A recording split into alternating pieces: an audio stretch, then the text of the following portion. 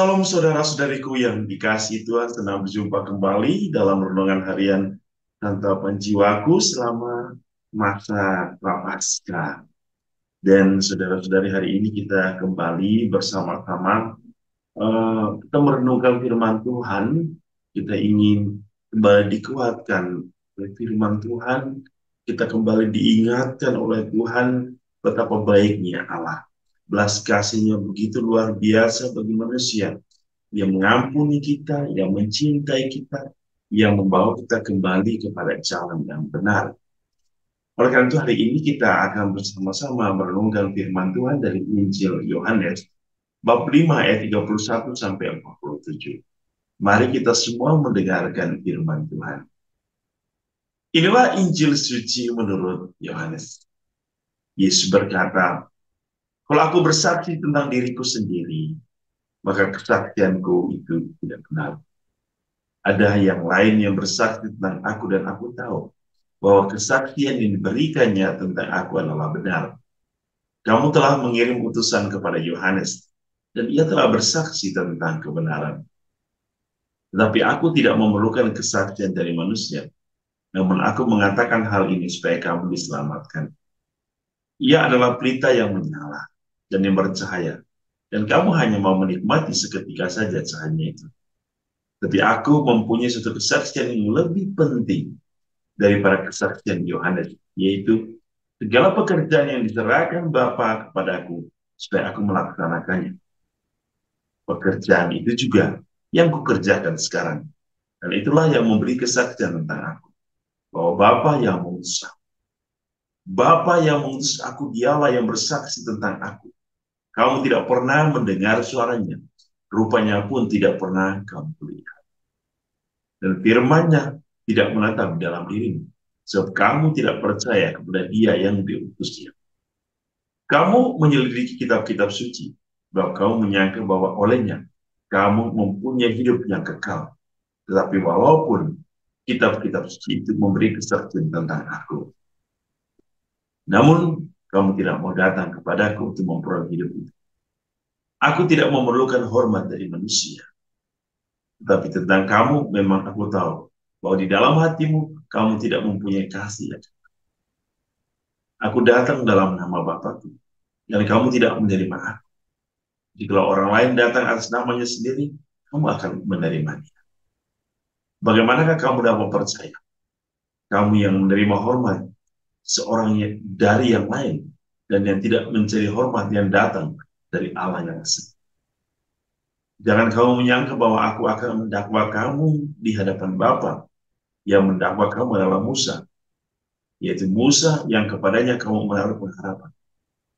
Sebab jikalau kamu percaya kepada Musa, tentu kamu akan percaya juga kepadaku, sebab ia telah menulis tentang aku.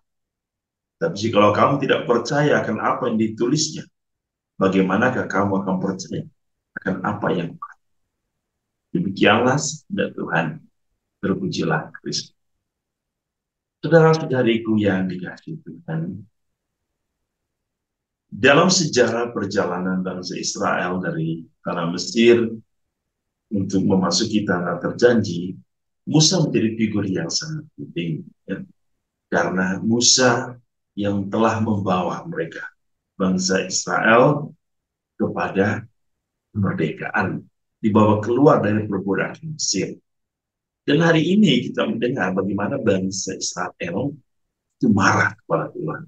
Mereka membuat patung dari lembu, Dan mereka mengatakan, inilah Allah Israel. Dan Allah sangat murka.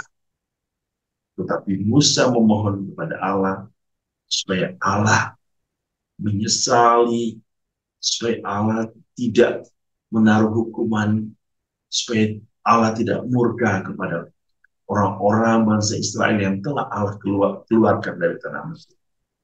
Dan Allah mendengarkan doa Musa. Allah mendengarkan seruan Musa. Allah mengampuni, Allah mencintai bangsa Israel. Allah mencintai mereka.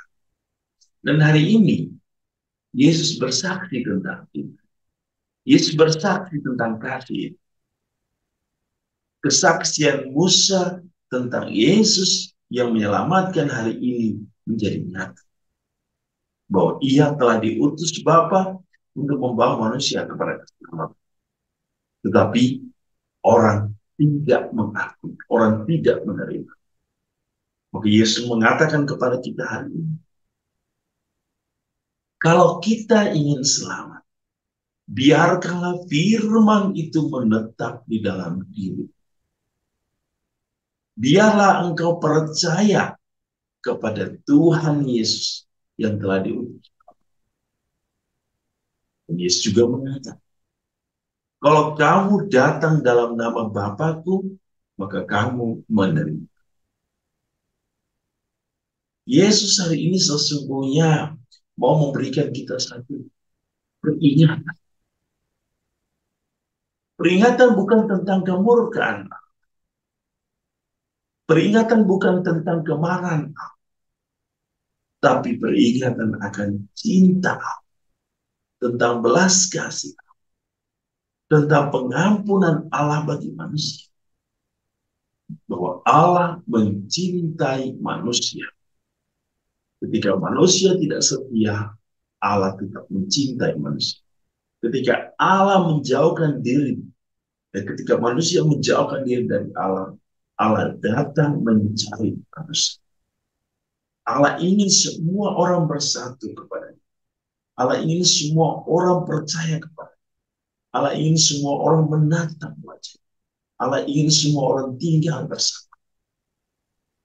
Maka saudara-saudari, Yesus hari ini memanggil kita agar kita kembali memperbaharui iman. Iman yang mungkin telah menipis. Iman yang mungkin tidak percaya lagi kepada Tuhan. Iman yang mungkin telah mengkhianati Tuhan dengan perbuatan dan dosa. Kita diajak untuk kembali memperbaharui iman kita. Memperbaharui kesetiaan kita. Memperbaharui kasih setia kita kepada Allah. Memperbaharui cinta kita kepada Allah. Supaya iman itu bertumbuh di dalam diri. Supaya firman itu akan terus bersaksi tentang kebenaran. Masa prapaskah adalah masa pembaharuan diri. Masa di mana kita hidup di dalam kebenaran. Masa di mana membiarkan pelita yang bernyala terus bercahaya dalam diri.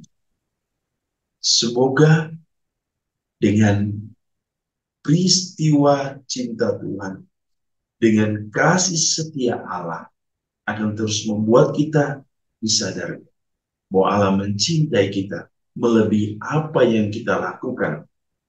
Oleh karena itu, saudara-saudari, kemuliaan Allah harus senantiasa ada dalam diri kita melalui kata dan perbuatan kita, melalui kesaksian dan pelayanan kita, agar segala sesuatu yang kita lakukan hanya untuk kemuliaan.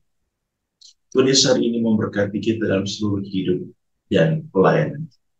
Dalam nama Bapa dan Putra dan Roh Kudus.